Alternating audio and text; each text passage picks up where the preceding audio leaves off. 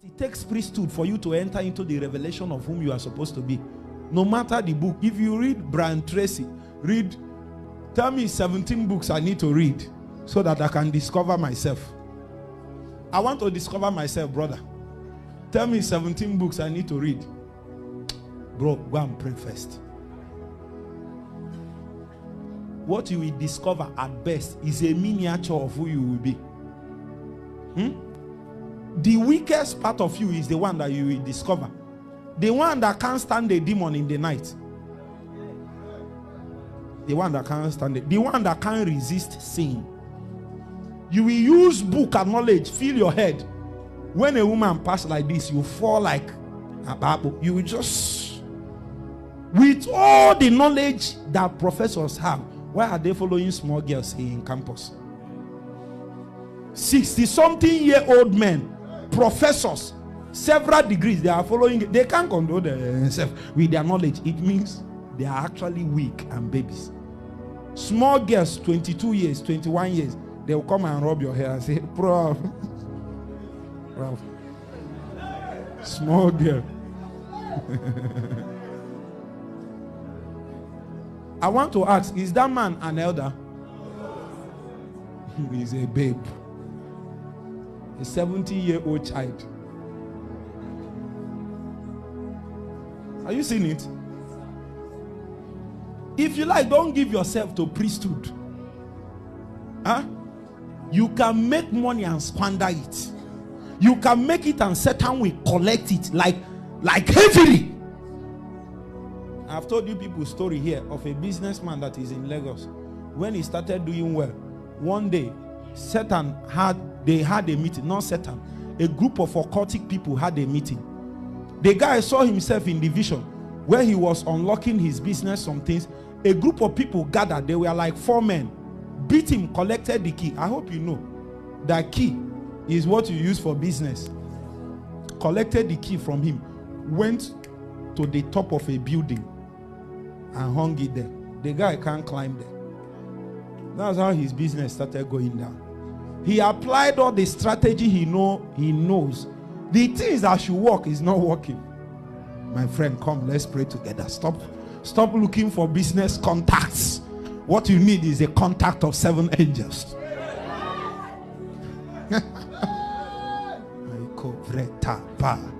Are you seeing it? That's why if you see business as ministry, if you see business as your destiny, some people see, I said, I don't want to suffer in this world. I want to make money. You can't get me to pray for you. You can't even get me to pray with you. Because such person doesn't know the reason why he's looking for what he's looking. Get it, they waste it everywhere. But once somebody, you can't even know that. Why? You don't know why until you enter priesthood. If a man has known why, exactly, not just that he read books, that kind of man is already involved in priesthood. And you know what God will do? He will make sure you got everything you got by priesthood. And if you got it by priesthood, you sustain it by what? That kind of person will first become something, become someone, become a kind of a man. Whether you are standing on the pulpit or you are standing as a president, Elijah in the government house, is still what? He can still call down what? Look at a man that is called David. Sometimes I'm confused. Is David a king? Is David a prophet? Is he a priest? He sees himself in the temple. He collect bread, do whatever. There was a time there was no priest. He collected the ephod. Say, what sayest thou, O God? A king, he knows how to trace God. Even when voices are dry in the land, that man can hear God. Everywhere has gone silent, but David can hear God. You will notice that. Come and tell, let you people be praying. We are politicians, we are business. We just be praying for us. Come and carry me now.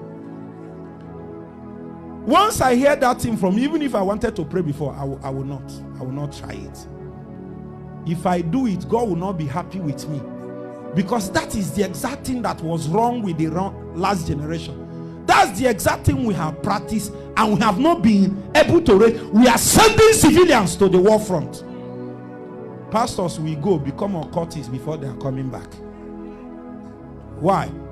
We have not fully taught the people the priesthood of all believers. They went there without an altar. I want to teach. I'm trying to introduce the altar to you. It is not if there is a priest, there is an altar. If there is an altar, there is a priest. You cannot take away an altar from it. If you don't have an altar as a priest, what are you? What are you? We don't know you. You are amorphous. You are without shape. It is your altar that gives you shape. You can know what kind of man somebody is by the shape of his altar. You can trace. Brother, let me teach you something now. Know it and never forget it. Don't use manifestation to know the weight of a man. Use his altar.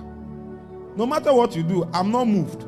But if I see the weight of your altar, I honor you, because it's altar that determines the weight of man. So don't come and his altar. When there is something you see a man doing, the way his altar is shaped, the structure, the weight,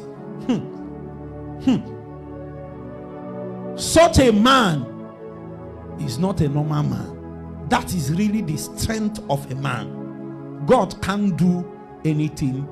He only invades through the altars, including Satan.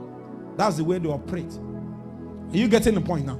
So, you see, the higher you receive favor before God as a result of your ministry upon the altar, the more your altar increases in stature. How does God increase the stature of your altar? Are you getting the point?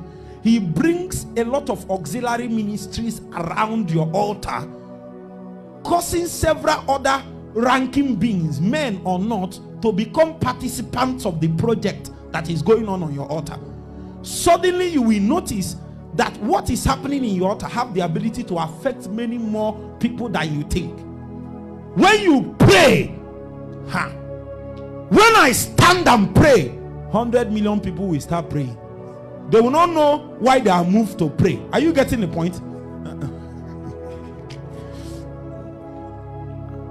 Can you bear what I want to tell you now? Go for that. Go for that. Because if you get to that place, you are like that lamp in the book of Zechariah.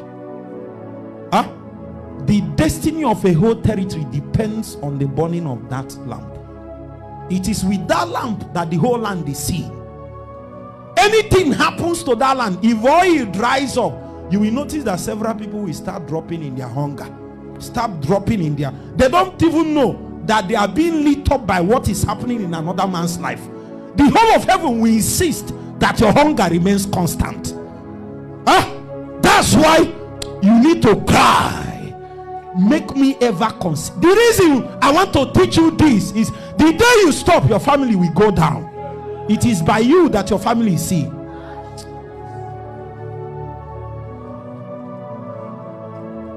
The day you find out this, you will keep praying, because your fourth generation is hoping that you meet up with your quota.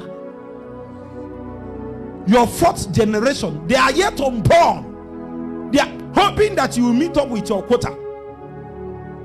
There is a way you journey in the spirit. You see things. I've seen it. I've seen my son. I've seen him 5 years. I've seen him 11 years. I have seen him. I've seen him do what I'm doing. I've seen him. Many of you will be alive and see it. How do you journey there? Priesthood. Priesthood. That's how you immortalize things. The scripture said, I know Abraham, my son, that he will teach his children to do these things, so that I will keep what I said. How many children did Abraham have? How many? One. Why is God now saying children? Who is children? Abraham had one child, and God said, I know Abraham, he will teach his children. Who are these children? The 1 million, 2 million people in the wilderness are the children of Abraham. Even we this day that followed him by faith are his children. So how did Abraham ensure that he will be part of what we are doing? Altars. Altars. He littered altars everywhere.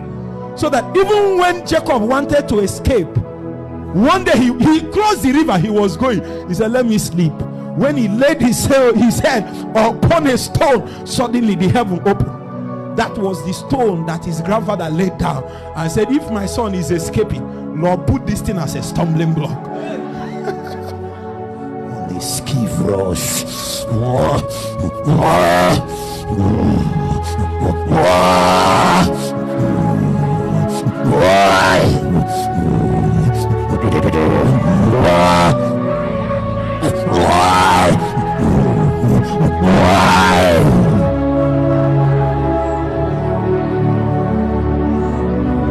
Jesus said, listen, are you married? If you have altars everywhere, don't worry, sit down. Your child can't wake up and misbehave. You have heard me say it every day.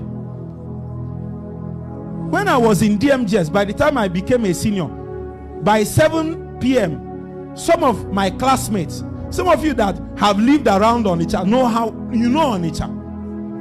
Down that New Market Road there is Makis, there is Abakoba, there is Frontline, there are many. Where is water? There are many. Are you hearing what I'm saying? By 7, boys are leaving.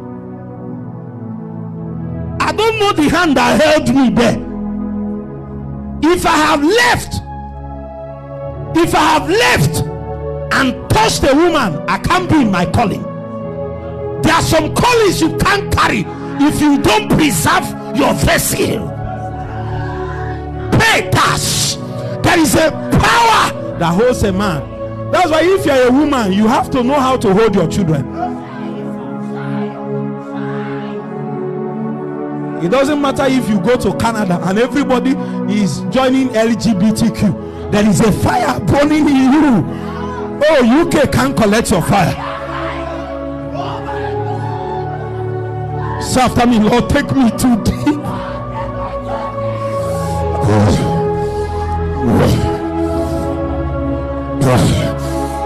Oh.